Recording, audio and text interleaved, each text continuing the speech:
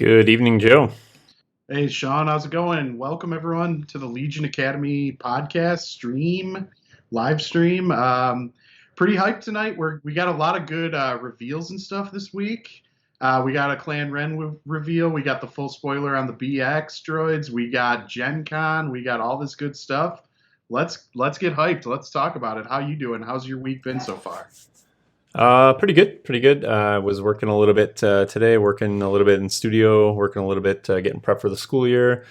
Generally relaxing, but I kind of feel even though we're not quite at August yet here, I can feel the grind already for September. So I've been splitting my time between enjoying my summer and getting ready for work. So that is generally what happens. And I did a little bit of moving around here in the studio, so I got the new backdrop up. So Nice. I've been also busy working on that. So yeah, Coming in live from the Death Star over there. yeah, Looking good. yep. Looking good.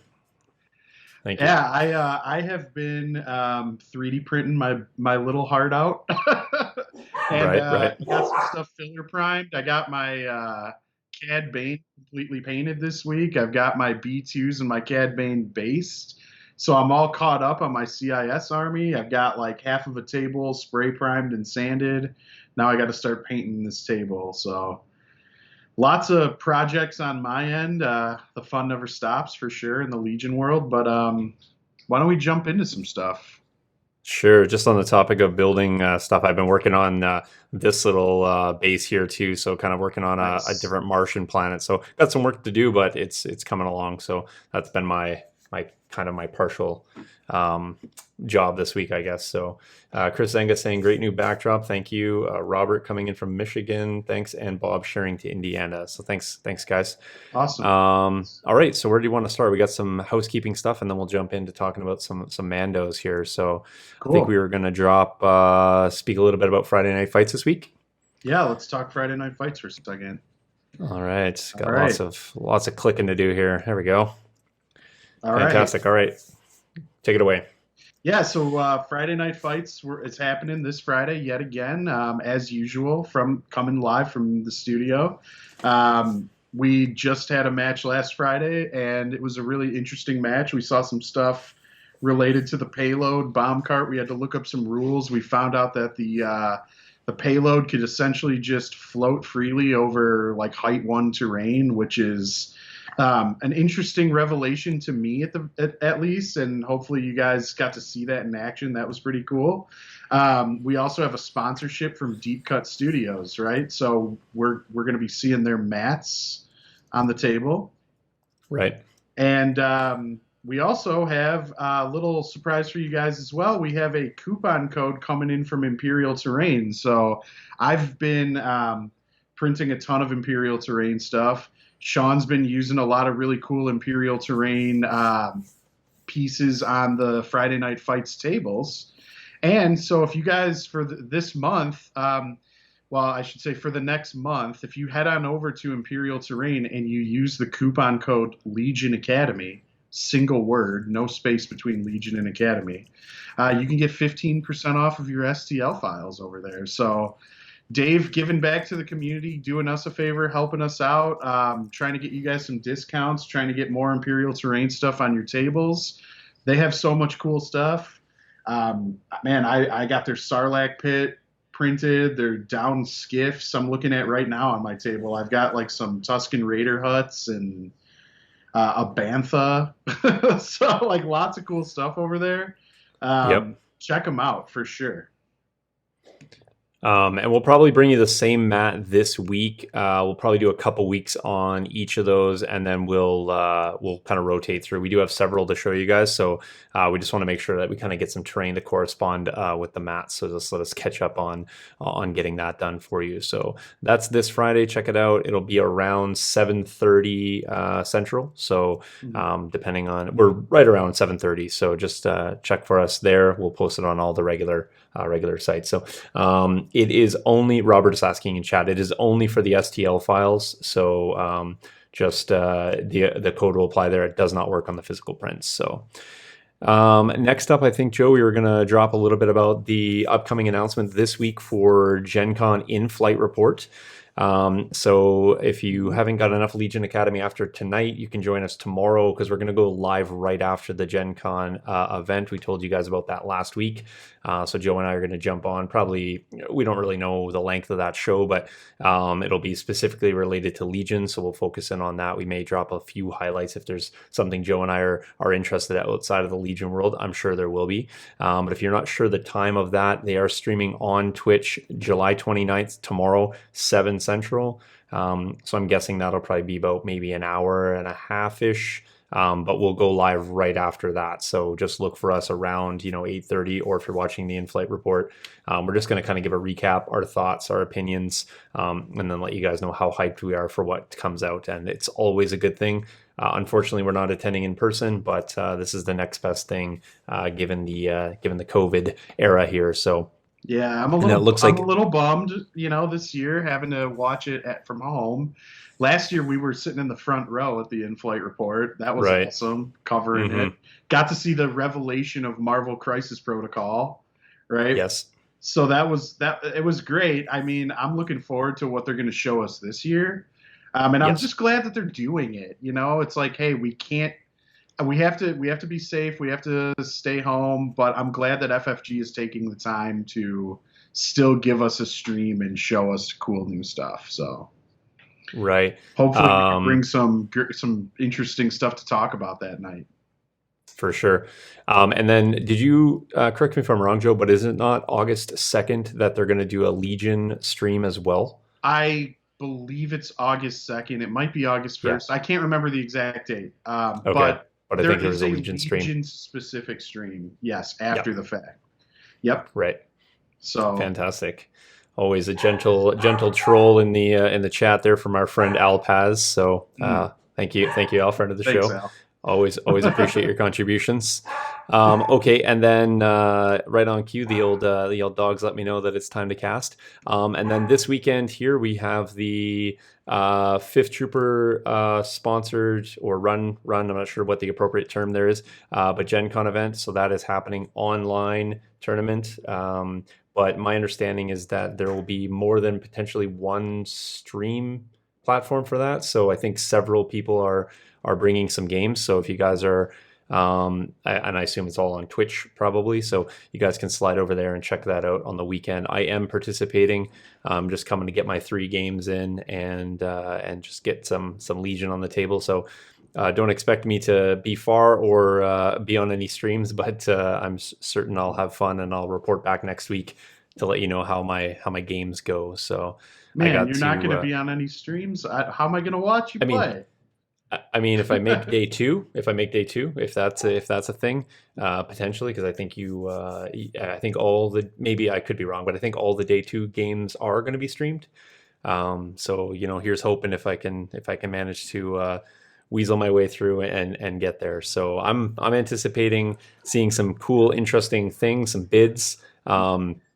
I'm mostly interested to see how many Cad Banes appear, or Padmes. Given that they're new, they are legal. The BXs and the ARC Troopers are not. So I know they were on Invader, but they aren't for this. So that might shift the meta, if you will, around a little bit. So if I can make a prediction, I'm positive it will. Right? Right. ARCs were in like every clone list. Yes. So it will see what those lists are going to look like now. I mean. Right. So it will be interesting to see if that becomes a meta changer, or see how responsive people are to working around that. Maybe lists are going to be a little bit more prevalent in the non-ARC meta, so only to shift back hard when ARCs drop. So it'll be an interesting tournament. So for sure. Man, I'm really looking forward to it. I hope you do well, but I'm also just mainly looking forward to hearing about how your games go and what kind of lists you see and stuff. Right. Al's asking me to spoil my list, so I guess I can spoil it. It's not really going to be any secret what I'm going to be playing, but I'm going to be playing some double AAT and a bunch of droids, bunch of naked droids, and a Grievous in there. So it's pretty standard. It's about the most vanilla CIS list you can get right now, in terms of anything running with the double heavies. So I'm having not to interrupt you, Sean, but lists have already been submitted, right? Well, technically they haven't, but I'm not going to Mm, change. So they like I think lists are today's the 28th. I think they were due technically at midnight tonight, but I think they have bumped the list back, list submission date back. So I think some people I've seen several people saying like, I've made 200 lists and now I have 2 more days to like contemplate what I'm putting in, and it's been no. I've been pretty high on this list for a while, so I've been practicing it quite a bit. I think I got like I think 28 games I think in now with it. So, but you man, guys know me, I like that's to, yeah, I'll tell you what, that's that if you want to talk about serious tournament prep, I mean that's pretty normal, I think. yeah. Um, I mean, I always like to get yeah, 25 reps in with a list just to feel what it's. I mean, you can start to tell after like five if you want to make any tweaks in terms of upgrades. Then when you kind of get halfway through, then you should really start either solidifying or changing activations. hmm But you got to run it pretty stable to know whether you're feeling good with it. You got to run it against. You can't just play it one mission one time and feel good or bad either way. So I've had an opportunity to play it against a lot. Like I've played it against arcs and things like that as well. So although I'm not going to run into that, I may still run that list with few tweaks when the arcs come out, just because I have been practicing against them. So hmm Robert saying in chat here, he CAD won me the game due to bounty. We played Nice. payload and the resource drop. That's cool. I don't put resource drop in my list for the specific reason that I always feel like it benefits my opponent greater than it benefits my naked B1s. So I have not played resource drop myself. So I um, I'm happy to hear Robert saying that bounty actually worked for CIS, right? Like mhm. that's the whole thing I've been excited for. It's like finally CIS has the extra victory point mechanic that the other three factions have. So it's awesome, man. When I hear a Right, bounty won you the game, I'm like, yes, CAD is working. That is the right. whole point of CAD, right? So Al cool. Al letting me know that he's confident that I'm going to make it further than Jace. He is, because he's actually not in the event. So Chase I'm already lost Gen Con. yeah. So yeah, apparently he has plans. So but no, I think he's away that weekend. So we just alternate events that we're actually in. So and then I don't know who I'm playing on stream this week, but hopefully we'll get some practice in, and maybe I'll play my list. So Cool. yeah, so that's happening there. Good luck.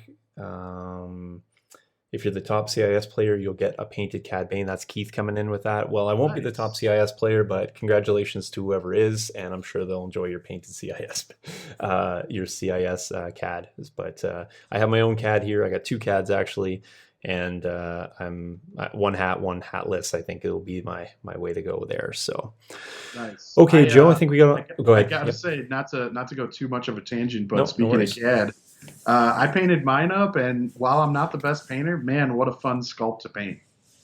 What a great Yeah, model. Yeah. I've seen so many really awesome CADs in the last week online. It's been like it's kind of cool that we get these waves where um, like where different parts of the world are getting them, because like about a month ago they were out in in the EU, right? So we saw a whole bunch, and then kind of that lull, and then that anticipation of North America getting them. Then we got them, and now we're seeing the painting schemes come back up, either inspired from the ones we've seen previously or all new takes on it. So that's also fun. Yeah. Um, Ben saying here, "Whoa, Sean, why do you have multiple Cad Banes?" Ben is a really interesting character to talk about multiple Cad Banes. I'm not sure if you saw my post from last week, and this guy with the mittful of Cad Banes. So he's one to talk. So, but I do have two. That's all I have. So I think two's a reasonable number. So, and I bought them from two different stores just to support two different groups. So Nice. Nice. yeah. Good. Okay. All Well, why don't you right. set up the topic for tonight, Joe, and then we'll slide over to the decorative slides. Well, I know you guys are excited about Mandalorians, so we're going to be talking about Mandalorians because we are hyped about them, man. We are absolutely hyped. Clan Wren and the Mandalorians. So Do- why don't we go take a look at them? I mean, there's a lot to digest in that article. There's multiple profiles for them in one box. Let's take a look. All right. Well, how about I walk us through the card and then you can give us initial thoughts, and then we're going to go. So what we're going to do is we're going to go through the two unit cards. We're going to talk about the upgrades that are going to come in the box, and then specifically we're going to slide over and talk about the name characters, and then Joe's going to share us a list, and that's pretty much going to be the show. And of course, any audience questions or comments or thoughts, we definitely want to get to those too. So make sure you type in them in chat, and I will throw them up on the screen. So the Mandalorian Resistance here, this is a unit cost at, of course, a Rebel unit, 72 points. It does come with Jump 2, Impervious, and Nimble, which I can't say enough how fantastic that is. It's as fantastic as any save we've seen, I think. Not to mention, it also surges on defense. With red dice, and we're going to get to situational awareness, which you can also add on here. So very, very tanky. Although they're a 3-person unit, and with the ability to buff that a little bit more. Don't let the 1 wound health models fool you. They are going to be tanky for sure. Yeah. Combat training in there with melee of black white. They have a 1 to 2 range blaster. As I said, they surge both up and down. Courage 2, and there it is. I've been speculating it for a while, just hoping and thinking Speed 3 unit with a plethora of upgrades. What do they got? They got gear, comms, I think training, personnel, weapon, and grenades. Like, could you put another icon there? I'm not sure. I mean, hey, they're Mandalorians. If besides using the Force, they basically have access to everything else, right? Exactly. They're just exactly. a walking like loadout. Yeah. So yeah. they're awesome. I mean, just base profile with no upgrades, awesome. Three models, but typically we're probably going to see a 4 or 5 health situation there, because I'm thinking most people are going to actually put like they're going to actually fill in that heavy weapons upgrade slot and add an extra miniature, whether that is one of the named characters or one of the generic 4th Mandos. But man, so I'm just thinking right off the bat, Rebels, an already strong faction, now have access to in one list if they want to do this. And I know this is like really pricey, but I tried to figure this out the other night. Is if they really want to, they can put 6 Speed 3 units in a list, because they can run 3 Mandos, Sabine, and 2 Tauntauns, and still fit their 3 core in a generic officer in a list. So that's a thing if you want to run a Speed 3 army, which certainly makes like breakthrough and bombing run and recover the supplies super interesting. But yeah. Tyler coming in with a correct statement stating here that if you use my red dice, they'll be invincible. That is fairly accurate from what we've seen for the last 2 weeks of Friday Night Fights, although we'll see this week and they'll probably let me down tremendously. So but you're not wrong. I think honestly anybody's red dice with impervious, nimble, the ability to take situational awareness, and surge defense, this may be an exceptionally frustrating unit to shoot if and when you can put shots, because I also feel that Speed 3 units just have that innate ability to bounce from cover to cover and really only present themselves when they want to, and when they do, they're springing on you with great dice pools. Either in melee, we're going to see that there's going to be some abilities to buff that up as well, or just hitting you hard. As you said, we're going to talk a little bit about grenades. We're going to talk about one grenade specifically, but the ability, if you wanted to take a quick access to impact or quick access to frag grenades up in your face really, really quick, that can get deadly exceptionally fast. So, well, why don't we start? Yeah, I was just going to add one more thing that you left out as you were talking about Speed 3. They're also Jump 2. Oh yeah, So yeah. not only are they speed 3, but like, oh, I'm gonna double move to a hiding spot. Next turn, I'm just gonna jump over that wall like no problem at full I speed. mean, to date, Yeah. one of the most maneuverable units in comparison to Mandos apparently is just the supply cart. It's the only Yeah. thing that moves better than Mandos It's here. the So only thing that can actually move height 5 in a single move. yeah, exactly.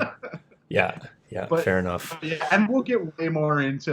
I mean, this is all speculation, and I'll talk about a list later on, and we'll kind of dive way more into all all these keywords and what they mean. But man, I'm just thinking, wow, you can really mess with the objectives on certain game types on certain tables with this unit, and I'm really excited.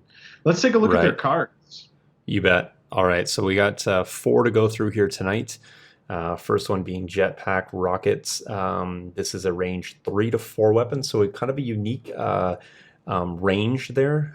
Something that potentially could have speed costing you or if you have to double move, that range band may become a little bit tricky. But it is Mandalorian resistance only unit as well. It is a red dice. It's blast, so no cover, and impact 1. Right. And pretty awesome. It's going to go on each of your Mandos in the unit. However, let's just specifically talk about what the X means, jokes. I saw some conversation earlier this week, people being a little bit confused by that. Right. So the X, it just means that the card can only be used once per game. So it's essentially a burner card. So, and it makes sense, right? There, if you look at a Mandalorian jetpack, it has a single rocket in it. So on one turn, you can choose to fire your rockets, and then they're just done.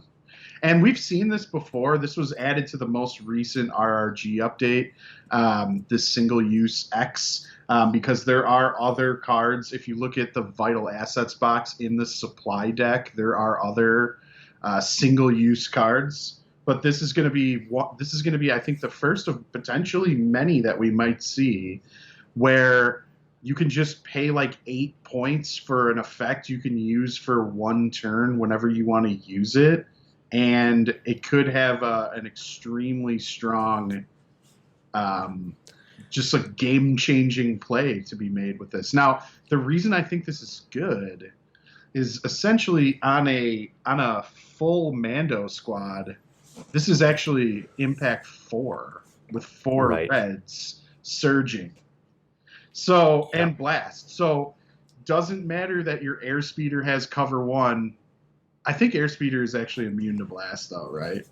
Yeah, I think it is. Airspeeder's immune to blast, so maybe that's not the best example. But let's say you have like an ATST or an ATRT parked in cover. Yeah, it doesn't matter that you're in cover. All 4 of my hits are going to count as crits, right? It's going to be impact 4, and you're not going to really be able to negate my cover. If you have like a land speeder that has cover 1, or like a speeder bike or something, speeder bike, this doesn't matter for a speeder bike because it doesn't have armor, but for a land speeder, which has armor, this impact is going to go right through its inherent built-in cover. That's due to the blast keyword, so I think that's why they included that. Or if you just want to shoot infantry, you're going to throw 4 reds at it with blast. It's basically maximum firepower. Right. So I actually, think it's there's technically better because it's like sharpshooter 2, so to speak. With I, blast. I think there's something to be said about potentially if you want to really think about this unit with a range 1 to 2 native weapon, a 3/4 add-on, and potentially the slot for grenades. You could look at a jetpack rocket at range 4 off your first move with impact.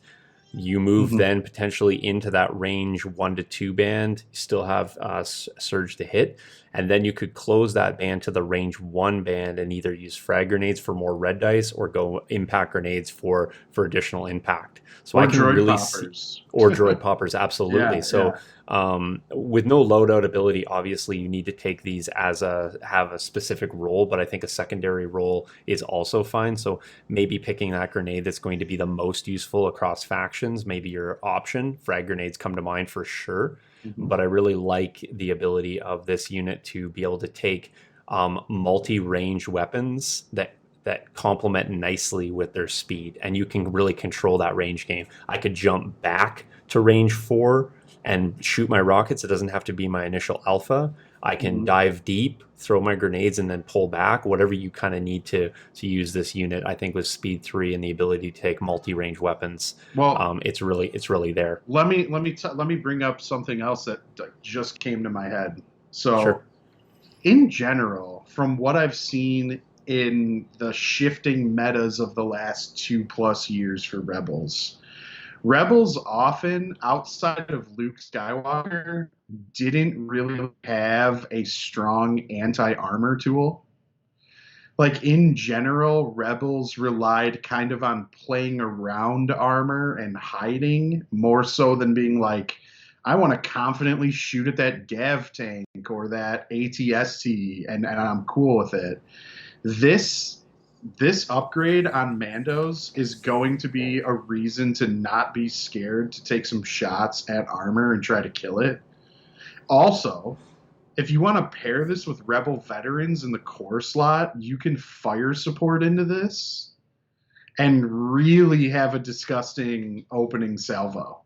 Like 4 reds, 4 blacks, critical 2, blast, and impact 4.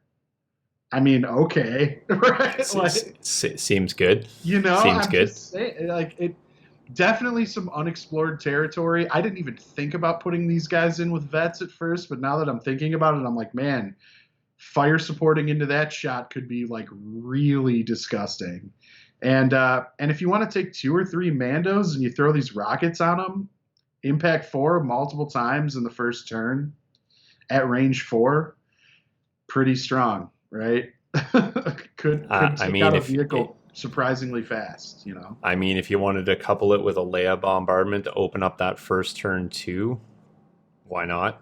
Sure. I mean, a Leia Yeah. bombardment. The potential to. I mean, there's a potential to fire support into that. There's also like, oh, I'm gonna do 5, 6, 7 wounds with these couple of rocket shots from the Mandos, and then oh, I got some range 4 DLTs with critical, and maybe they could pick off those last 1 or 2 wounds, and you could find yourself taking out a piece of armor in turn 1 or 2. It's definitely a possibility. I don't know if you want to just completely build for it, but hey, try it. I think it might be something. So Oh, agreed. yeah, Well, why don't we talk about, because we kind of alluded here to in the grenade slot we do, and we talked about these last week, so we won't spend a long time on the next two, but we will talk about the EMP droid poppers here again. The grenade slot, range 1, not a single use, so you can use this multiple turns. While one or more of this weapon is in your attack pool gains ion 1, and we kind of talk about that situational usage, but I think with vehicles being a little bit more prevalent, the situational usage has increased in frequency, and I think will continue to do so going forward. Thoughts, yeah. Joe?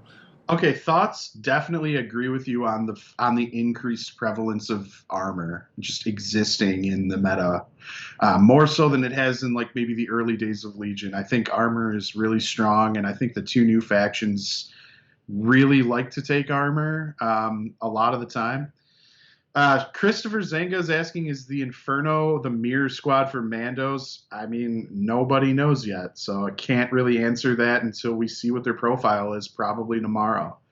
But back to droid poppers, I think droid poppers are actually probably the most interesting on Mandos, more so than any other unit I can think would of taking them in the entire game. And the reason why is most units have a hard time closing the distance into range 1 at the time that they would want to use droid poppers, but Mandos might not because they're speed 3, jump 2.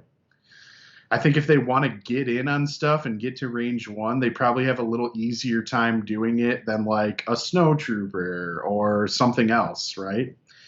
Now, with that being said, the cool thing about droid poppers is you only need to put 1 black die into your dice pool, and then you can still, and that like will give your dice pool that ion 1 keyword, and then you can still fire like your range 1 to 2 weapons or whatever is on your profile to make your dice pool bigger than just 4 blacks. So they're range 1 to 2 pistols, 2 blacks.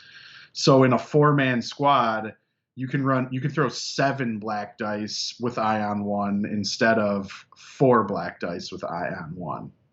So Yeah. that's why I like this on Mandos if you're gonna take it. Um, and the thing that's weird about it though is that it's so specific. It's like even more specific than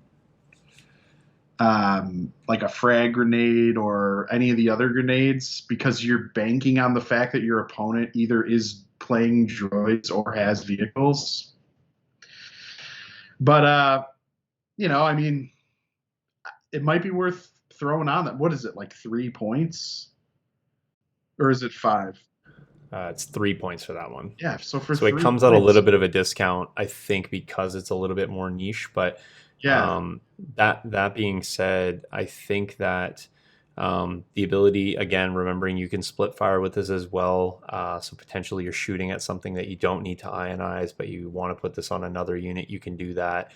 You get out multiple suppression if you want to do that. It is situational, and it kind of plays in that weird space where you may have those points to play with. And if you can, and you're not really pushing for a bid, then you can sneak that in, because I think if you do run into CIS, and the likelihood of running into them is pretty good right now, then I feel that's pretty fantastic. I'm also thinking that versus like commandos or something like that, when you face those in the future, or even tanks, the ability to throw on an ion really hurts those units, more so than even the damage potentially. yeah. I mean, I hate the idea of split firing droid poppers because the only way to actually do the ion is to wound someone. So Right. throwing 1 black die at something and then having it has to go through their cover and then they have to fail their save. I don't know if I like that with 1 die, but I, like I with yeah, 7 black yeah, dice, like probably gonna fail a save. I would say, and then it might be right. worth it. I'm not saying that that's what you would do. I'm just saying that there's an option to do that. I Yeah, mean, yeah, if you're sitting in a situation where you have an aim token, they're not behind cover, it's better than a 50% chance. And with a reroll on that, if you really were looking for situationally to get that out, that occasion where you kind of just gotta put 2 suppression out. It's an opportunity that's there. So, and you could split fire, I think, multiple, right? Because you yeah, yeah, could yeah. you could have 3 go one way and 2 go another. Right. I'm just saying the situation's there, that if he needs to present, you got that That's option. So true. I That's always true. like options in a game if I can. So Yeah, so um, I think the thing is, it's like if you've got 3 points and you're taking Mandos, maybe consider this. right. Why not? I'm just kind of keeping up with chat. Chat's pretty active here tonight. So if I'm missing you, it's not intentional. But let me just quickly check up before we go on here. Rockets make up for the lack of standard range weapon. I agree 100%. Chris Zenga saying Mandos might make him want to play Rebels, and Kyle is urging him to stay strong and not do so. I'll tell you what, man, I've never wanted to play Rebels more than after this announcement. Like my head has been spinning with Mando lists for sure. And I have all the Rebel models, but I don't put them on the table very often because I just kind of like the dark side a little bit better. But man, Right, like it's Mandos, dude. There's so many cool ways to paint them. Like I don't know. right. I was even thinking too. I'm like, what? You could go the like Shapeways, like the Skull Forge or the Order 66 3D printed route and make like a full Mando army, proxy army. Right, So but then you might miss out on the cards, I guess. Oh, you mean specific? You mean for other units? yeah, Gotcha. yeah. What I'm Still, saying is yeah, like you can take your 3 Mando special forces and then be like, you know right. what? I also want to run some Mando core units and Counts as. counts I as mean, rebel troopers or whatever. Yeah, you could just take the Ben approach and just buy multiple boxes. Speaking of buying multiple yeah. boxes, Elijah in chat here is is just pre-planning some financial ruin as he's telling about his pre-orders of multiple Clan Wrens, 3 Inferno squads, and then if RTs drop, he's also going to be picking up some of those. I think you're not wrong. Dude, let's talk about 12 boxes because I'm getting 3 of all 4 new special forces. Like, Fair enough. I hear you. I'm just looking for. I think Chris Angus said he's going to personally back me for all future purchases. I think was the deal we had arranged. So I mean, nice. The details are still working out those, but I think that's what something along those lines. Robert is saying, in all honesty, it'll be great to actually see Ion used in the game. I don't disagree. Yeah.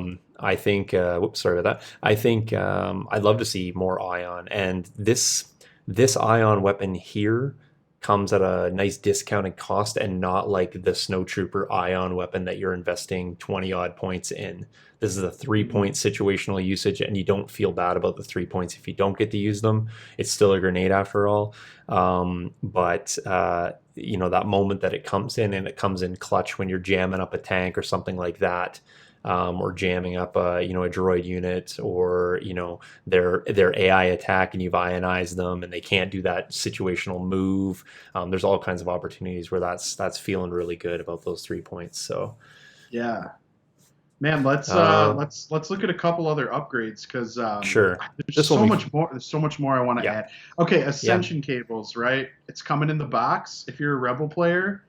I don't know if you're going to put Ascension cables on Mandos, but you're probably going to buy Mandos if you're a Rebel player, and now you own your copy of Ascension cables, and that's a really good card on like a lot of units. So, we talked about this on Friday Night Fights. I think Zango was the one asking, like, hey, if I want to just buy Imperials, am I going to have to go out and get these cards from another faction? And the answer is clearly no. Right. FFG set that precedent from the beginning, and it's pretty awesome. So yeah, when you go out and inevitably buy your 3 boxes of Mandos, hey, you'll get 3 copies of Ascension cables. Right. If you're just a Rebel player. Paul's coming in with a question here, and keep the chat going here, folks. Really appreciating all this chatter tonight. How much does only getting 3 base models add up to the units that have 4 starting, or do the heavies make up that, in your opinion? Like, are you saying run nakeds for 3-mans for 72 points? Maybe. Right. I haven't experimented with that yet. I guess it depends on. Well, This is a good philosophy question here, Joe. Yeah. Let me just pose this a different way, because this might extrapolate to multiple units, especially, and it might be relevant if people aren't necessarily playing Mandos. But when a new unit comes out, and let's just say outside of core, we'll leave core kind of as its own thing. We'll talk about special forces and beyond. Is your natural prevalence to run units at the base form first to get a feel for the unit, or do you like to take everything and then figure out if there's value in that heavy working back? I do the latter. Typically, right. I usually equip the heavy and then work back. Zach Berry saying extra wounds is key. Yeah, I agree. Yep. I do agree. I guess it depends on what you're buying for those points that you're saving. No, I mean Death Troopers start with 4 models. Right, it's true, but Death Troopers aren't Speed 3, Jump 2, right? I think it's just very different. I think they fall in very different roles here. So I was looking at some list building stuff, and I was like, how can I fit triple Mandos, triple Tauntauns in a list? Because I just think that would be disgusting. And and how do you make no friends at a gaming store? Well, I couldn't really make it work in a way where I was happy with it, but I was also always taking the heavies and always taking 1 Clan Wren, and I think often including Sabine. So I think maybe there's some room to play a list like that if you cut the heavies out of the Mandos. But I think that fundamentally changes like what you want to use the Mandos for. I think when I play Mandos, I'm going to like to use them not only to influence objectives, but also just for their offensive potential. And I think you lose a lot of that if you just run them as a 3-man. but you can certainly run like 210 or 220 points of Mando's nine wounds, essentially 3 activations, and do some like objective capping shenanigans and leverage your speed and defense. But I Yeah. don't know. I don't know if that's going to end up being worth it per se. I think it's worth experimenting with though, for sure. I haven't played these enough or anything to really comment on that. Like it's so early. Yeah, this is all speculation, and Yeah. again, you kind of know where Joe and I come from, right? We like to reveal the units as they come out, as everyone does. Then we kind of like to reserve our full judgment in terms of experiential comments. I feel have far more value than just speculation type. I mean, we're not speculating. We know kind of the dice and the odds and things like that, but certainly situational play is going to determine the true value in the unit. So anything that we're saying now, we're going to reserve the right to come back and visit and give further thought and opinion about them after we've had a chance to play. And of course, after you guys have had a chance to play, we want to hear from you back as well. What's your experience? Because our style or how you play a particular unit also influences your opinion about the relevance and effectiveness of units. And I think that holds true for any unit in the game. Yeah, for sure, for sure. I Um, uh, I did I did put the next unit or upgrade up there, Joe. If you want to talk specifically about this, because I know you have a list coming up and you have used this card in it. right, and I use this card because this is basically from what I found. I want to run Clan Wren as Clan Wren, so I can't put like Ursa Wren into my Mandalorian Resistance squad. So I'm forced to put this Beskad duelist to make my squad a 4-man squad. That's why I Hmm. did that. However, I think this card is really interesting because Yeah. the cool thing about Mandos in general is that they have access, and we'll see this more when we look at Tristan and Ursa, but they have access to like a lot of keywords and a lot of keywords that they can mix into their pools of dice to make the bigger dice pool more interesting. And this new duelist keyword, where it's like spend an aim to get Pierce 1 and spend a dodge to get immune to Pierce, is really interesting because it makes this a viable melee unit, just like Sabine. It also makes this a unit that can legitimately tank against a lightsaber user.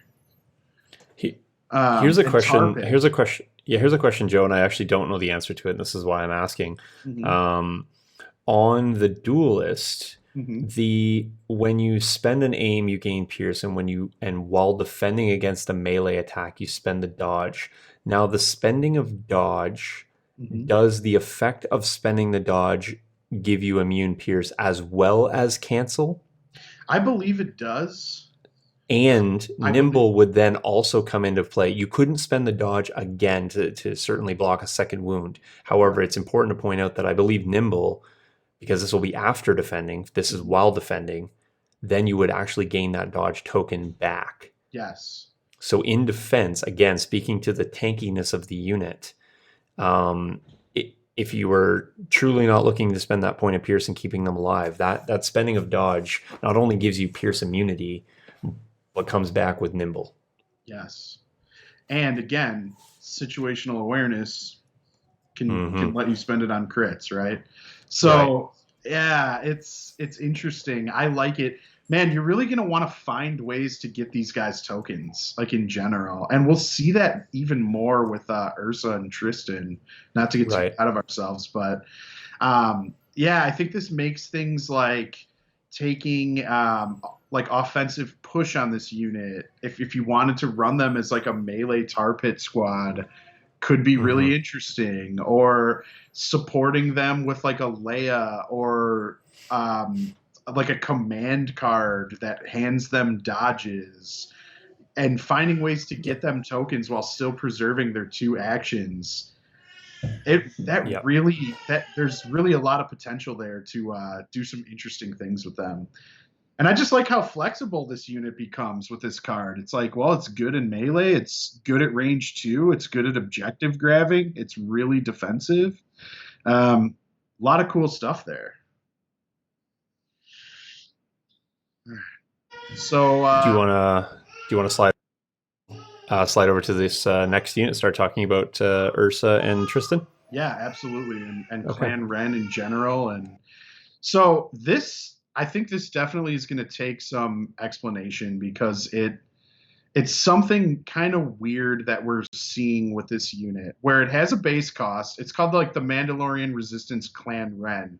It has a base cost, but it has the keyword that says equip, and then it says Ursa Wren and Tristan Wren. So what that means is that if you're taking this specific profile, you are required to run Ursa and Tristan as the two upgrades.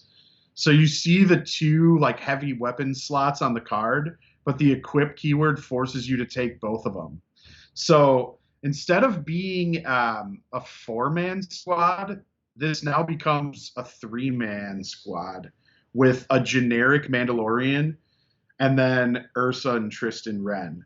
However, those two models, as well as the base, like third generic Mandalorian, they all have 2 health each. So this is really a 6 health squad instead of a 4 to 5 health squad. And it also comes with, oh, hey, Zuri. It also comes with another keyword called Retinue Sabine Wren. So they're going to be able to be getting their choice of an aim or a dodge just from being in range of Sabine, which is really, really interesting. Because like we were showing before, this is a squad that like really wants tokens, whether it's aims or dodges. I mean, it wants dodges because that's you could use that on Nimble. You equip situational awareness on them. They can spend the dodge to cancel crits and get the dodge back and everything. It's got a lot of synergy. They also want aims, and we'll see why they want aims here in a second when you put up Tristan and Ursa Wren's card. Zenga I've saying, just Yeah, he was just asking how little attention he pays. He says, "Is the Clan Wren and Mando units two different releases?" And no. in fact, they're not. It's one box, so you will have some potential to do dual purpose here. So if people are looking to maybe play two units on more of a budget.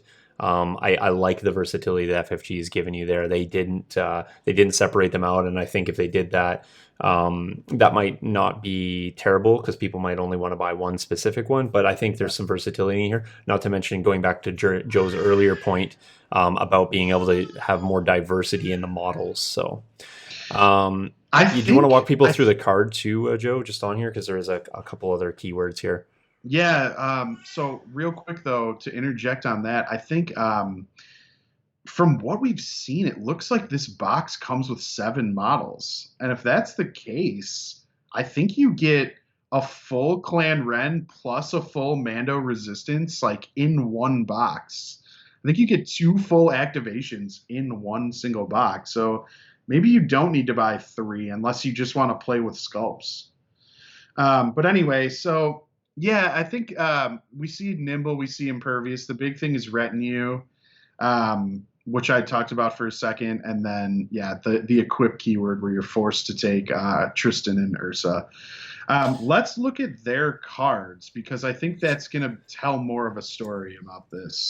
Sure. I wanted to add two things just quickly to that, Joe, and it's kind of subtle and it might go missed, but there is actually the 2 personnel slots on there, and that's obviously to equip Tristan and Ursa. So you'll just notice there's one more slot on there. So there actually is no more room to put any upgrades there.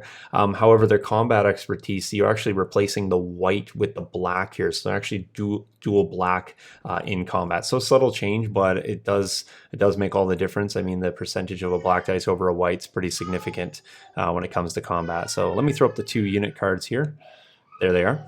All right. So yeah, this is where this gets interesting, and it's also worth noting that these guys can just be equipped in place of the Beskad Duelist in the general Mandalorian slot by themselves.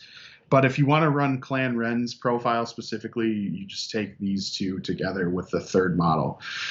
So let's look at Tristan first. Tristan has 2 health, range 1 to 3, 2 black dice, lethal 1, which means if you spend an aim, you gain Pierce 1, and suppressive for 30. What is that? 38. 38 is correct. Yeah.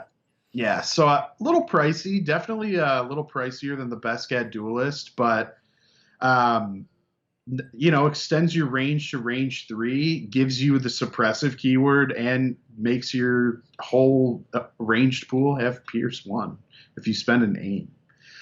So definitely a lot of potential, especially if you close into range 2 to get Pierce 1 and suppressive if you want to combine all your dice together and shoot one target with the rest of your squad if you're running in Mandalorian Resistance, or if you want to combine this into the Clan Wren dice pool. I mean, there's how you get Pierce in this profile. So right. This was pointed out earlier in chat, and I'll just make reference to it. Zach was alluding to it that unlike the not the Clan Wren, the Mandalorian Resistance. What's the first unit called? What's the Mando?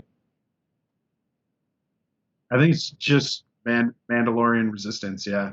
They're both called that, and then this one's specifically Clan Wren. So referencing the other one, given the fact that they're all 1 wound models, you do lose efficiency with wounds.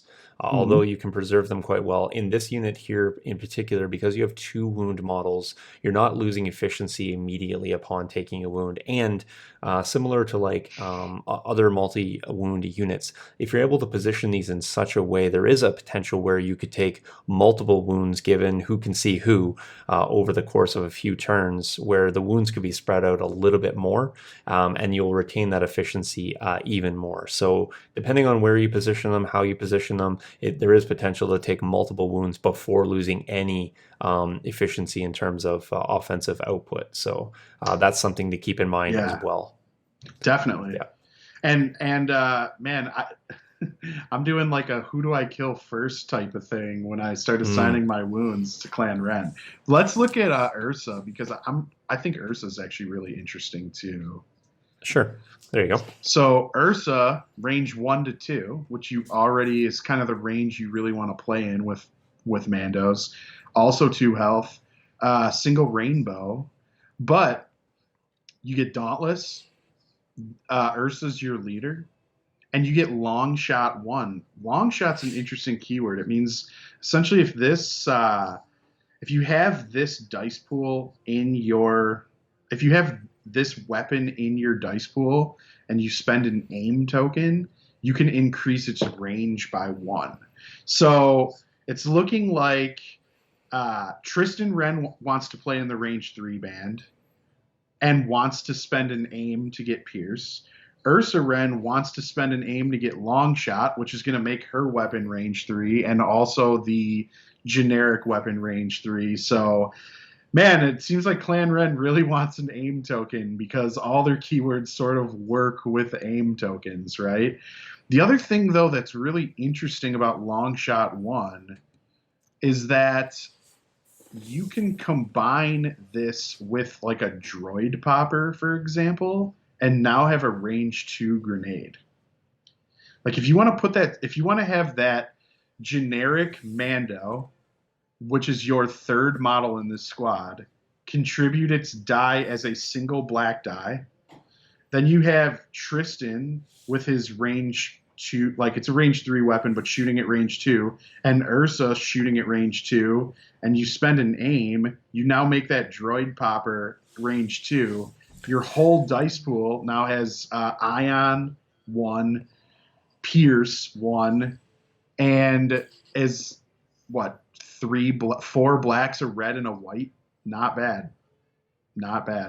I think you can at range 2, dealing some ion. So definitely something tricky and interesting you can do if you want to do it. What are your thoughts on that?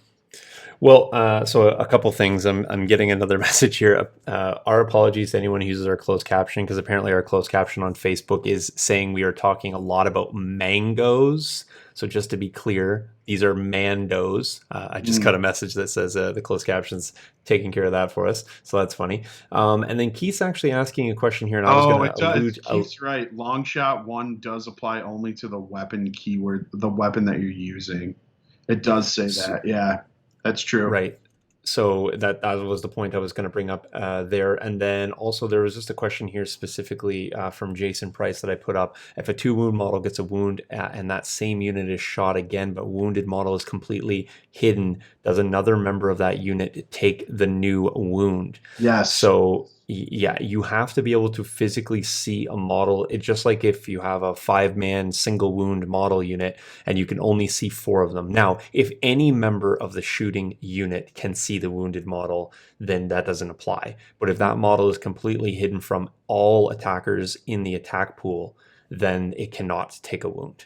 So Right. to answer your question is yes, and that's kind of what I was alluding to before about positioning if you are looking Yeah. to retain efficiency. We saw that those shenanigans being pulled in the early days with Royal Guards and Wookiees. And Wookiees, Yeah, yeah, yeah. exactly. Yep. Yep, 100%. same thing here. But yeah, no, good point, Keith. My bad. I wasn't reading that last sentence in the long shot one keyword. Yes, that is true. What I said about droid poppers is not possible. Please ignore that. Uh, I was just Just speculating anyway. I was like, oh man, oh that's so cool. But no, you can't actually do that. Um, right. Here's a question though, Joe. If you do form an attack pool and just reading the 2 cards between Tristan and Ursa, it does say here, while attacking, spend up to 1 aim to gain Pierce.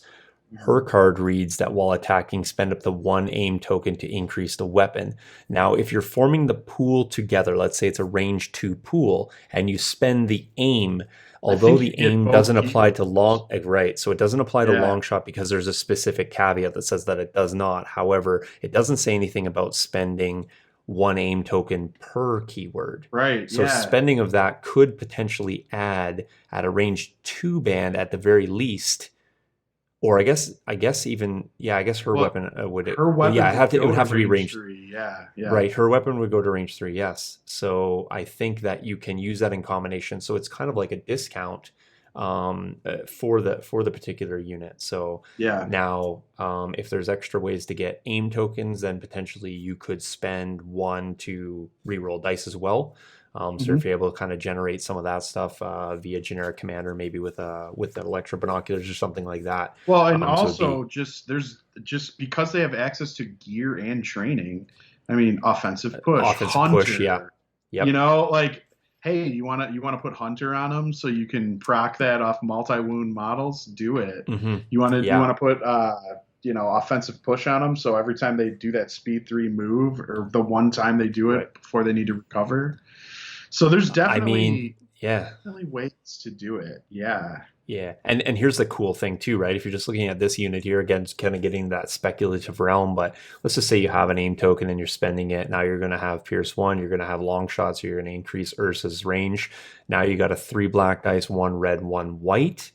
Potentially, you might have access off offensive push with a reroll and the fire support potential that you could do with this one as well, because that's also going to Yeah. fall in that range 3 band. Might as well add another, few black dice. Was it 3 black dice jumping in that pool? Now you got a 6 black, 1 red, 1 white, lethal 1 suppressive. Feels pretty good coming Yeah. from a 3-man squad. Right.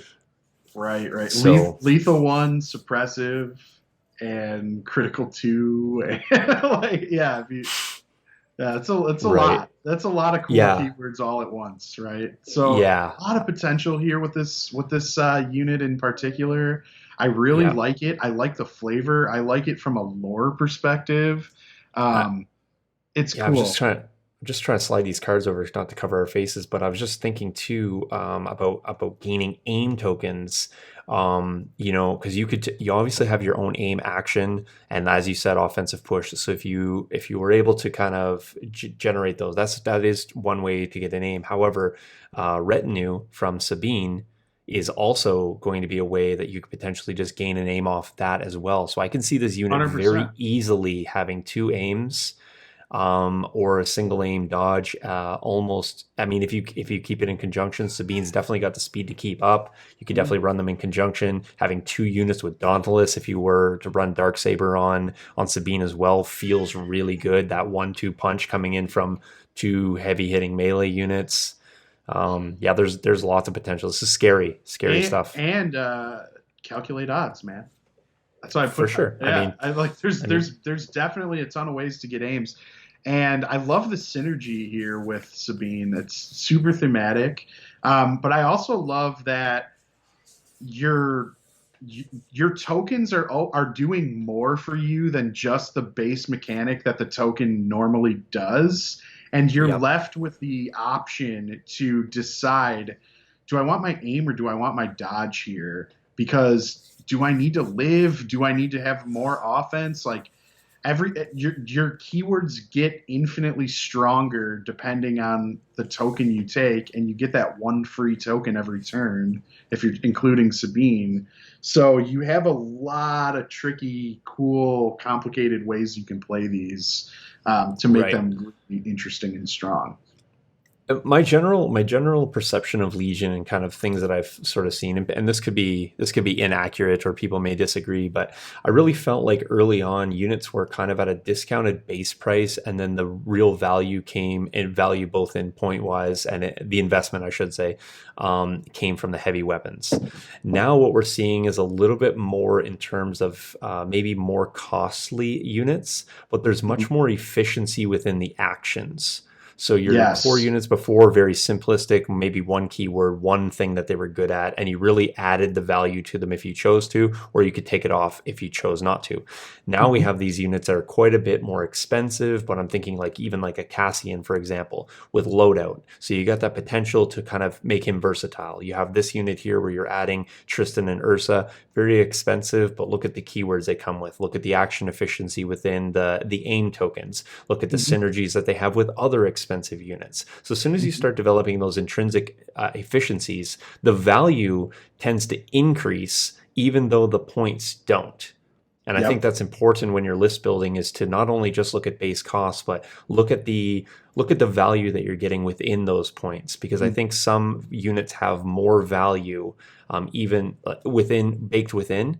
And even though you might be overspending, I really felt like Death Troopers were one of the early units there where, given certain synergies, even though they were heavy points investment, I really felt the value is there. The ability to get a token, the ability to have command cards really give them action efficiency, the ability of like a medic that was bringing back a unit more valuable than double the cost of the medic in some cases if you're bringing back the heavy. I think some of those efficiencies are certainly, this unit makes me reminiscent of some of those other units that we saw. So I think Mandos in general are more than enough of a reason to consider putting medics in your rebel lists.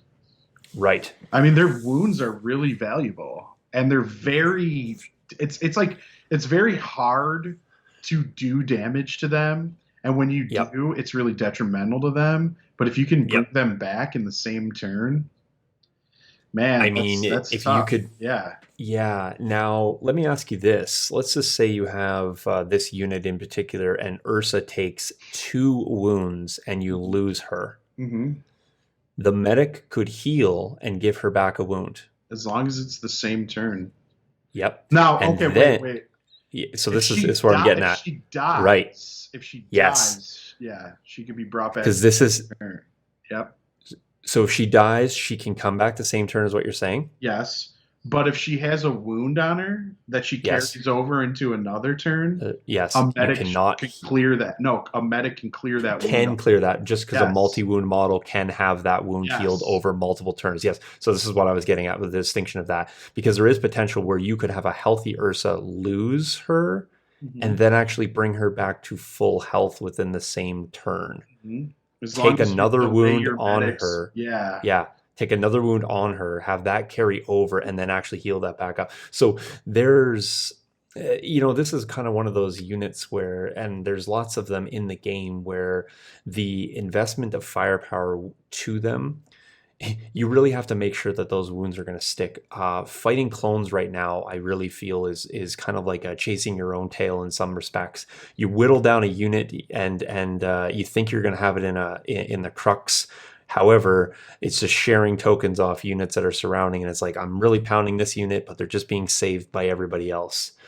Um, Zach bringing up a point here in chat, I'll pop it up. She is the leader, so she would replace another model, probably not the generic. Yeah, Probably the yeah. generic, So not Tristan. Ursa's maybe not the best example. It's more Yeah, Tristan. Yeah. really, I was referring to the two wound Right, model. right, Yes, not right, paying right. attention that she's a leader, but what I mean is the efficiency of being able to bring back wounds over multiple turns with multiple wound models, as opposed to having to do it within a single turn. So, Hmm. um, just Man, and because I'm sometimes I'm just delaying your medics and I'm just is thinking hard. medics, they're 18 points, right? Like look at the cost of these Yeah. multi-wound units. Like it's definitely worth thinking about bringing them, I think. You know, they're going to be really efficient when if they do take wounds off of these squads. Hmm. So, they're definitely going to get their value back Yeah, even in removing a 100%. single wound. Yeah, it's pretty good. Right. I didn't put them in my list, in the list we're going to show in a little bit, but I certainly think maybe it might be worth actually because the list I'm going to show is 11 activations. It might be worth going down to 10 and putting 2 medics in. Right. Well, let's theorycraft on this list as a starting point, and then Mhm. certainly this would be a great opportunity for chat to chime in and say where you would plus or minus and what additions you may make going forward. So I'll just throw up the first half of the list here, Joe, so you can talk about that. Oh, I mean, just throw all of it up. Okay, fair enough. The whole thing is I wanted to see how many activations I can get. I wanted to run 3 Mandos and I wanted to run Sabine in one list because I thought it'd be awesome to put 4 Mandos in one list. So it's a rebel officer with nothing because you have to take him because you need a commander, right? He doesn't serve any purpose other than like late game objective scoring. If he lives and if he dies, it doesn't matter because you just promote Sabine or one of your Mandos to your commander. Right. It's got Sabine. I threw endurance, recon intel, and the dark saber on her. I mean, there's any number of ways you can build her out. I think recon intel's really good on her because of the middle box grab, right? We've talked about this forever. So many people have. Dark saber, always a good addition. And endurance is just good because she's courage too, and she kind of wants to dive in and why not give her endurance? There's certainly many other ways to build her. I took R2 for secret mission, but I took C3PO specifically because I want to be calculating odds on either Clan Wren or one of the Mando squads to make use of their extra keywords. And I put 5 naked Rebel troopers in there because I just like to run Rebel troopers naked and pad activations with them. They're Yeah. probably going to be sitting behind line of sight blockers for half the game and doing nothing, and I'm okay with that. I can definitely see after the discussion we just had, hey, cut 1, go down to 10 activations, which I think is still good, and then put 2 medics in and Two preserve medics in. those Mandos, Yep. right? And Yep. then I just ran 2 Mandos that were the exact same. Situational awareness, because, man, it just seems mandatory on these guys if you can find the points for it. Nimble Yep. plus spending dodges on crits, insane. Um, I put the Beskad duelist on 2 of them just so I can have an actual 4-man squad. They can also flex and use the, they could be a melee class if you want them to. They can tar pit lightsaber users well. So can Sabine. So a lot of answers there for certain things. They can tar pit BX commando droids. So that's kind of cool. And then I ran a Clan Wren squad with the jetpack rocket as well, situational awareness as well. My thoughts on situational awareness is like, okay, Clan Wren's probably going to be near Sabine the entire time. They're going to be within range 2. They're probably going to just be getting dodges from her the whole time so that they can just preserve their health pool. Hmm. Now, this list, it only has like a 2-point bid. I had a version of this. If you start cutting upgrades, maybe you don't take the jetpack rockets. Maybe you don't take endurance on Sabine or something. you can certainly take a massive bid on this list if you want. But I kind of like that I have 3 early answers to a piece of armor right off the bat. The big thing about this list, though, is I think you just want to try to play objectives where you can really leverage having 4 really defensive speed 3 units. So recover the supplies is like probably ideal. Breakthrough is going to be awesome for this. Bombing run is going to be awesome for this. Key positions could be interesting because you have access to Sabine's explosions turn. Plus, you have 4 activations of things that are super hard to kill. And then you still have those 5 naked rebel troopers that could just be hidden the whole game and rush an objective in the late game. You're threatening secret mission.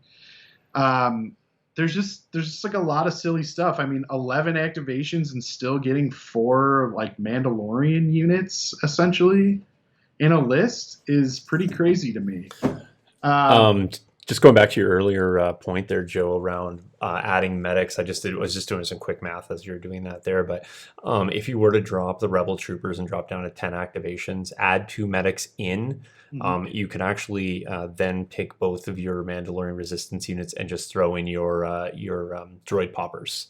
Yeah, it'd be a no bid list, but then you are running, you got a little bit of an answer, as you said, for both vehicles in terms of forms of critical, as well as 2 units with ion, which would be nice. That'll also be good against droids. Then you have the 4 heals that are in there. That's also nice. You are running a risk of not taking a bid at all there. However, the bid was pretty minimal to speak of. Leia, there's a couple calls here for putting Leia in there. Yeah, I think Leia becomes a little bit of a challenge if you're not going to fundamentally change the list. Certainly activations are going to be dropping. You can cut 1 rebel trooper and make that rebel officer Leia. You could, but then you're not taking the medic version. Right. So this is why I was going to say this is just one iteration of like probably 10 different lists we can come up with. For sure. Right off the bat, I love the idea of Leia because she's just handing out dodge tokens to squads that have impervious, nimble, and situational awareness. I mean, come on. That's some synergy if I ever did see it. However, Leia physically being able to keep up with speed 3 units is going to be challenging. And depending on what you're trying to do with those Mandos, you might just be out of range of Leia's buffs the whole time. I also like the idea of maybe taking some of those rebel troopers out and turning them into veterans for that fire support play. I also like the idea of like cutting both Sabine and Clan Wren, because to me, if you're going to run Clan Wren, you're probably going to want to run them with Sabine, or else you're just losing keywords. And just maybe having like 2 generic Mando squads, and you can run that with like Luke and a sniper, or a Wookiee squad and Cassian and K2. I mean, I really think R2 and C3PO just stay in this list no matter what, because they're just kind of too good right now. But certainly, like, Sabine is not necessary.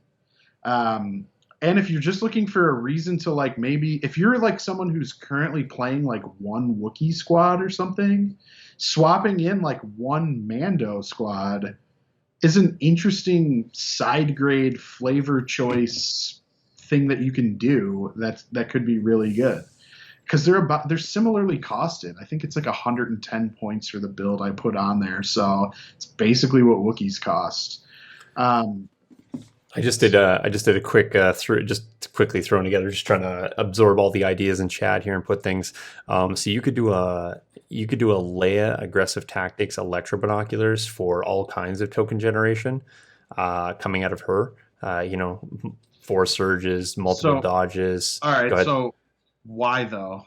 Why aggressive? Yeah, I guess I was just thinking. Yes, surge. That's right. That's right. I just forgot about Mando's surging there. So just troopers on offense, maybe, but I don't know if that's even worth. I always thought aggressive tactics was the it doesn't go on rolls. Yeah, I scratched that. I forgot about about the let's just back this up for a second here.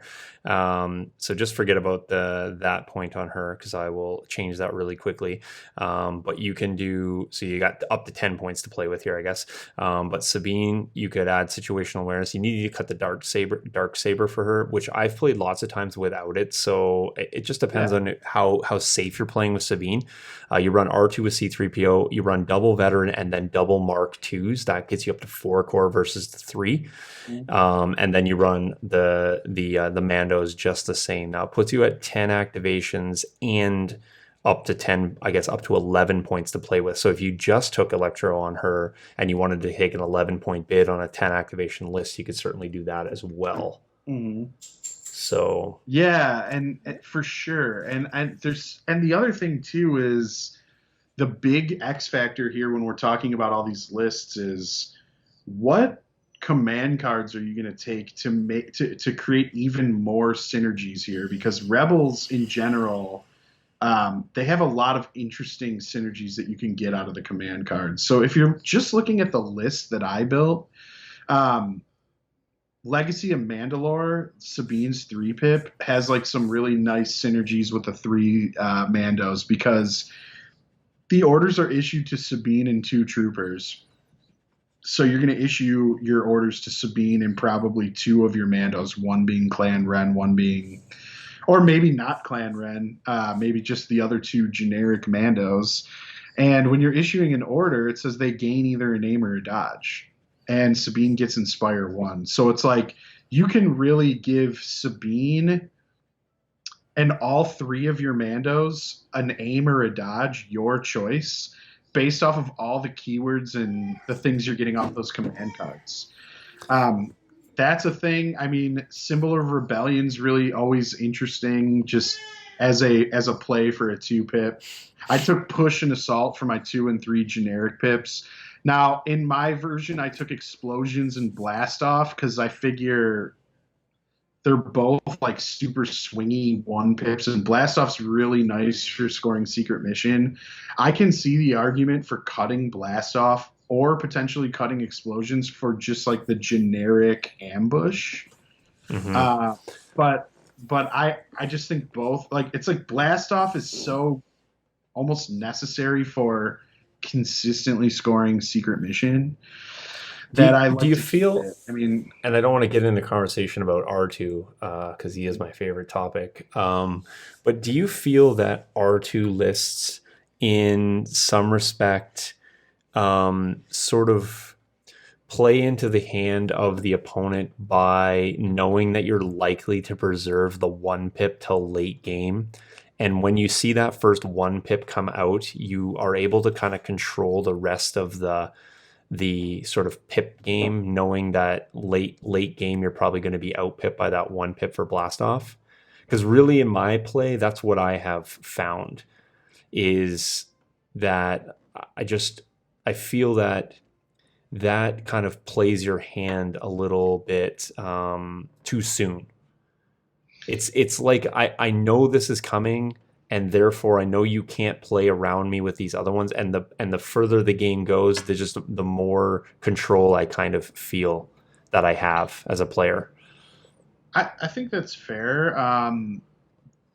Blast Off is super telegraphed. I think it general, is. Like, yeah. Yes. I mean, what I mean by that is it's such a, it's almost, I don't want to say auto include because I'll know that somebody will say I never take it, but I don't think it's an auto include. I don't, but I would say from experience, I see it. I would say 90% of the time, and if you're able to go early on,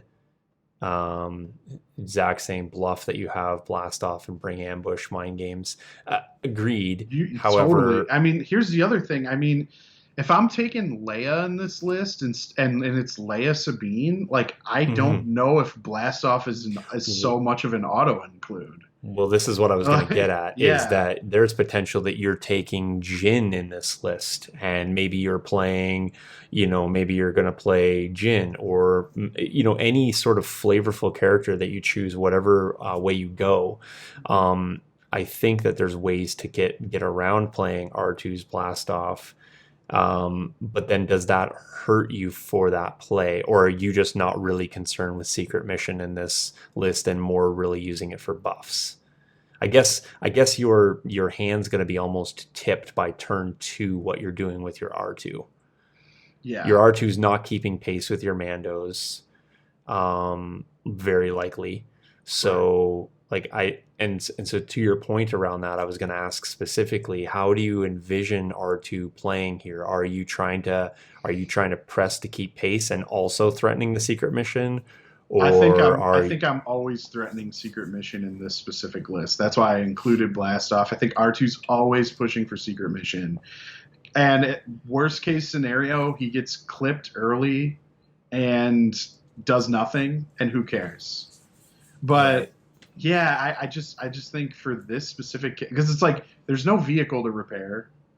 No. So what else is he supposed to do? I mean, yeah, he can cap a key position or like tap a evaporator in the back, and you can use them like that. But I think you want to go into with this list specifically. I think you just want to go into the game planning to try to at least score secret mission, and then along the pathway, 3PO's probably just buffing Mandos when he can. You know, I Hmm. mean, I I mean, don't you do have the heal for yourself. exactly. So I guess that is your heal mechanic there. So Yeah. yeah. Now, Yeah. man, there's so this is just a pure all in on Mandos for fun list. Hmm. I think there's like a lot of things that could be cool. Like you cut two of these Mandos, you make them like two snipers just to keep your points lower, and then maybe you think about working in some RTs or like some Tauntauns or something like Yeah. that. I mean, there's a lot of stuff. It's Are the you the worried about suppression mitigation at all in this list? um okay, so kinda for sure because well, first of all, Sabine has access to Inspire 1 on one of her turns. Sabine has Endurance. Sabine has Symbol of Rebellion in my list, which gives her a recover. Um, But that Sabine certainly, is not. But Sabine's not your leader, and therefore not providing a courage bubble, right? right, right. But my leader's courage too, and so is all the Mandos. So Yeah. it's a moot But point. what I'm saying is that this is my general concern with speed 3 units is that it's Mhm. very easy to outpace your courage bubble. Yes, I mean, but my courage bubble's irrelevant in this at this point, It, right? 'Cause my right. courage bubble's the same as the courage on the unit. If I had like Luke in that list and he's courage 3, I'd be like, oh, okay. I probably want to play Luke near the Mandos so that they can have courage 3 as well. But what's the? I mean, I don't care if I.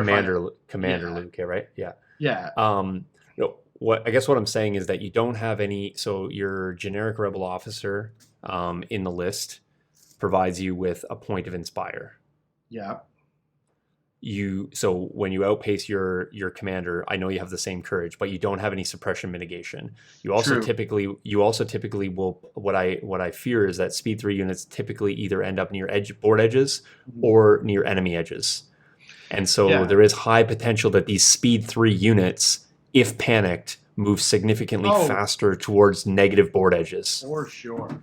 You, if you panic with these guys, it's not pretty. But that's always been the case with like Boba or anything else. So Yeah, what I'm saying is you have multiple units in here that I'm just saying you end up against a suppressive heavy army or an army that's able to put significant amount of suppression, even though you won't necessarily be taking wounds at the same rate other units are. That suppression, for me, is always a threat that's there, and so it's like yeah, kind of weird. Do I play them in from a board edge because speed 3 with jump 2, there's very little that's slowing you down, and uh, you are getting to that board edge quickly. true. My thought is don't don't just give your opponent shots for no reason if you can avoid it. Like I think the whole Yeah. strength in this list is I, I don't really need to shoot on every turn. I can just double speed 3 move and basically get wherever I want to get so I can be hidden. right? Right. So you're That's making my those decisions. Yeah, like yeah, that was my earlier point about how this army's got such a versatility that you can control the range bands to be to your advantage. So it's not like yes, I gotta be at this range band in order to shoot, or I must. They are pretty threatening from even range 4 out. So as you close in with speed 3, don't be afraid to use 2 speed 3s, yeah, or a combination of, to get yourself in an advantageous position for a spring out for the next one. Don't just kind of, these guys shouldn't be a unit that's hung out to dry where you're like, I'm going to absorb shots for a unit to spring my trap. They right. don't need to be. Not with this speed. They Hmm. really should be able to be well hidden. So And I think, I put endurance on Sabine. There's currently not enough points to put endurance on the other three. But I mhm. think there's definitely an argument for, if you're going to run triple Mandos, probably maybe cutting an activation so you can find the points for endurance. And if Yeah, you that's a do, yeah, and if you do cut an activation, you can maybe put a couple heavies out there too, on some of the rebel troopers.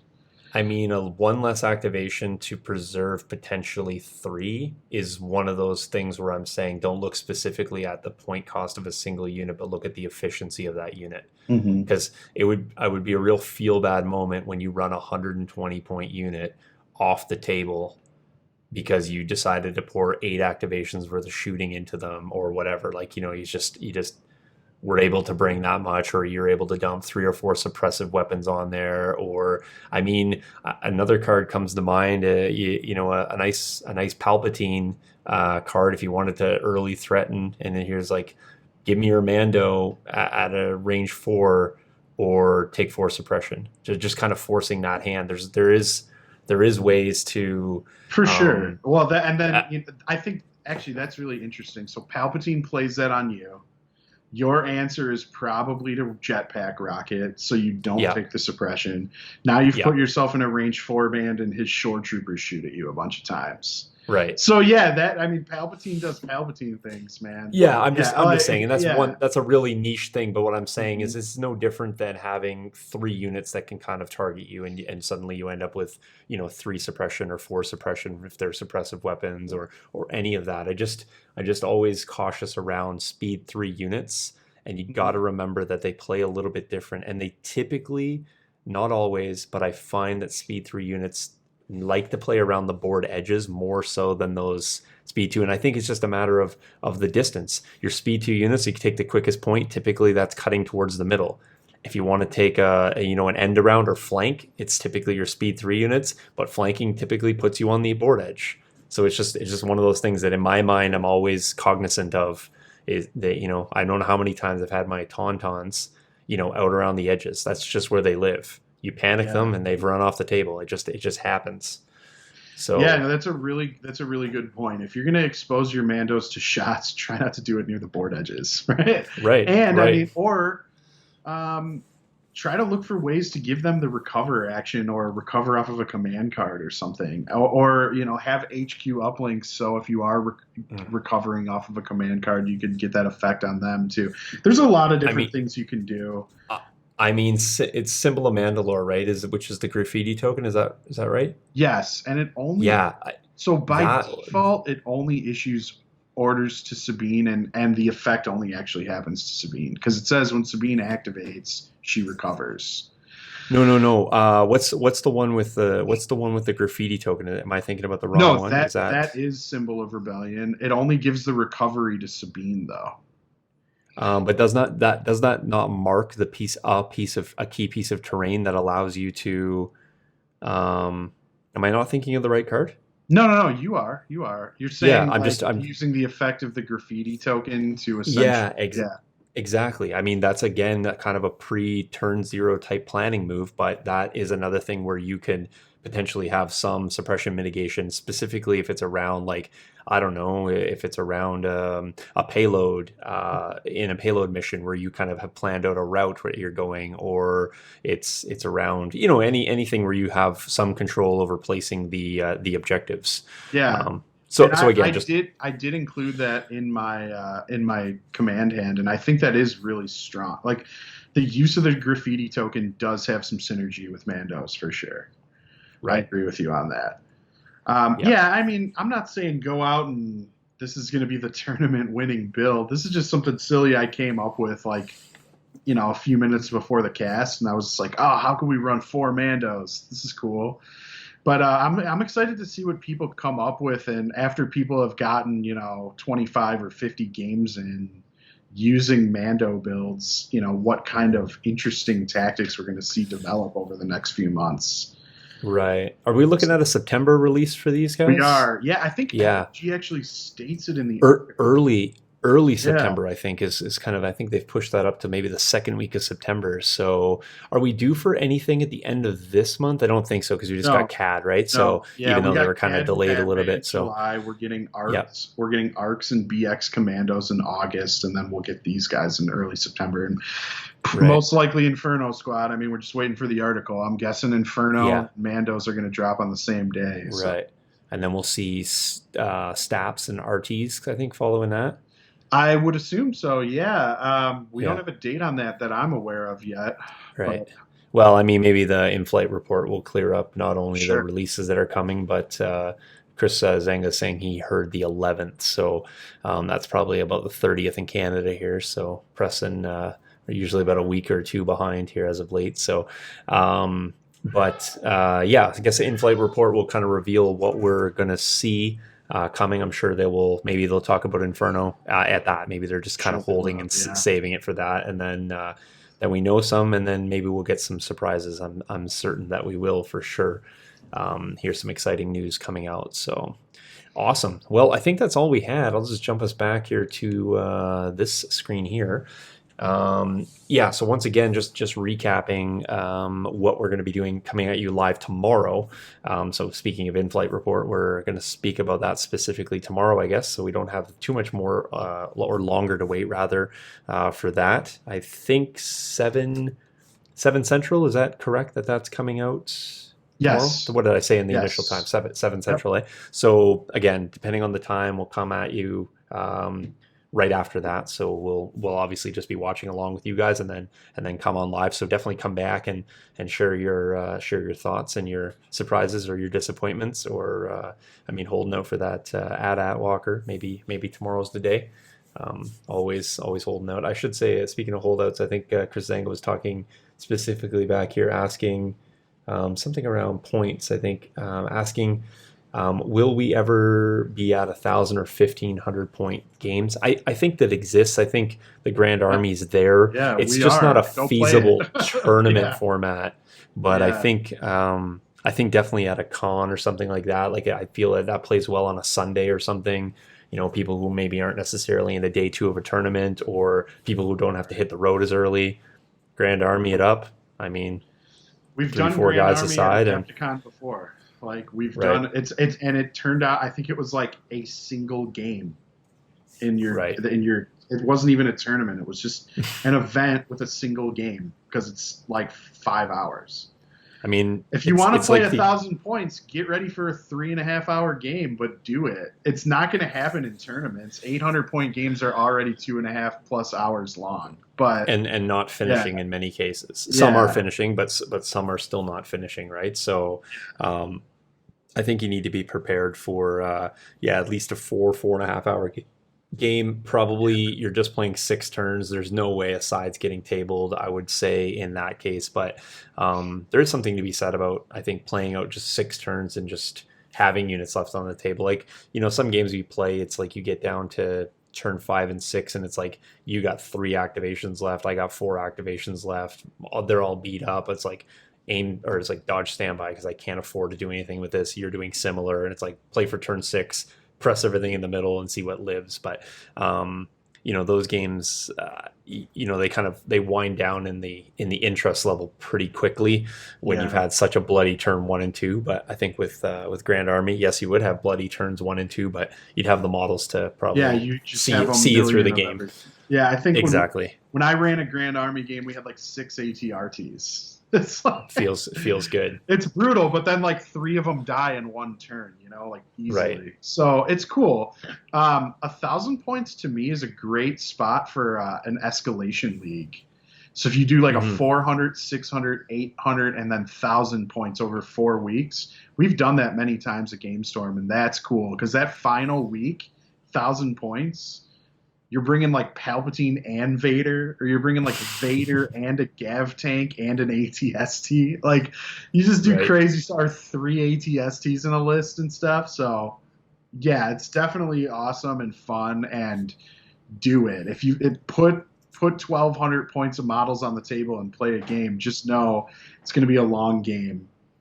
And you Right. might actually want to consider adjusting like command hand rules or turn count rules, because 6 turns, once you start doubling your army size, it's you still have like a bunch of stuff on the table potentially. So Yep.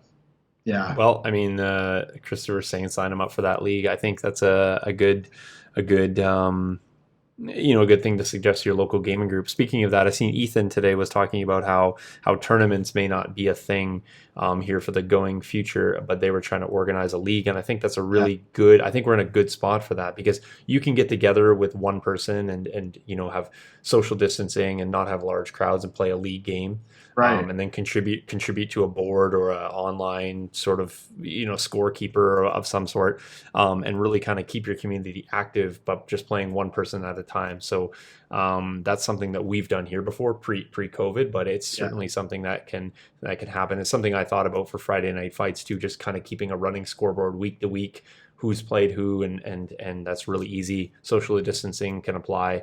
But you still get, I mean, you can only play one game of Legion at a time anyway, so mhm, it's really not a big deal to have a league running as opposed to a 15, 20 man tournament. So at yeah. the end of the day, you're still playing single games of Legion anyway. So We're in this weird tough spot for Legion where I think the in-flight report is going to help kind of boost hype for people, but one, we're dealing with COVID, so it's just hard to schedule games and tournaments and get together in big groups. So that's always a factor. But two, right.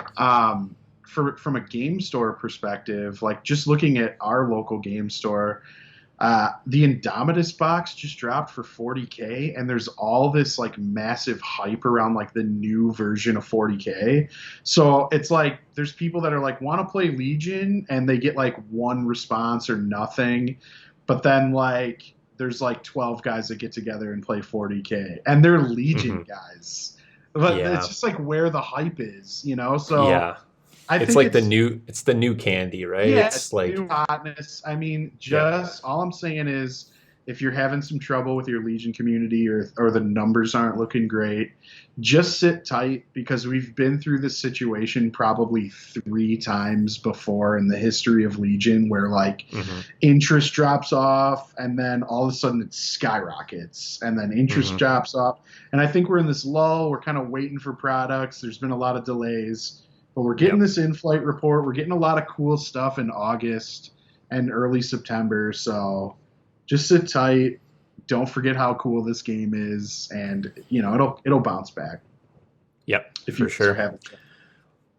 Yeah, Well, I think that probably wraps us for this evening. We're going to keep this one a little bit shorter. I think we're about that hour 30 mark, just because we are going to probably bring you at least 30 minutes of coverage tomorrow. So we thought we'd just balance it out with a little bit of a shorter topic. Next week, we are going to talk specifically, we're going to revisit the BX and the Commandos because we got a little bit more spoils there. So Joe's very interested in speaking about those. I will recap all my follies at the Gen Con event, TTS. Um, really can't believe I've confident enough to play 3 TTS games in a tournament. So hopefully I don't embarrass my self or annoy my opponents with my clickiness of the or my clunkiness rather of the TTS module. But I will nonetheless get through the 3 games. I think we're actually on a timer of 3 hours. So I haven't played any TTS games with a timer. hmm So and I think going into this with having played my list so many times, I think that's going to be a little bit of a save for me. Just having yeah, some efficiencies of reps and kind of knowing what I want to do. So I mean, that's not to my benefits, really to my opponent's benefit. I think that will I won't necessarily be the slow one, although you still have to contemplate and take time to think for sure. But if they kill me quick, then I have less units to move around. So that's my ploy there. Kill me fast, and you'll be fine. But yeah, that'll be my share for next week, and certainly we'll probably revisit our in-flight report and just kind of talk about that because I'm sure we'll be buzzing by next Tuesday about all the cool announcements that we're bound to see tomorrow. So For sure. All Yeah. right. All right, guys. Well, I guess on that note, we can wrap it up. And I just want to say, everyone, we'll see you tomorrow night. Have a great night. Try to get some sleep and get hyped for tomorrow's announcements. Yeah. Thanks for watching, guys. See ya. Cheers.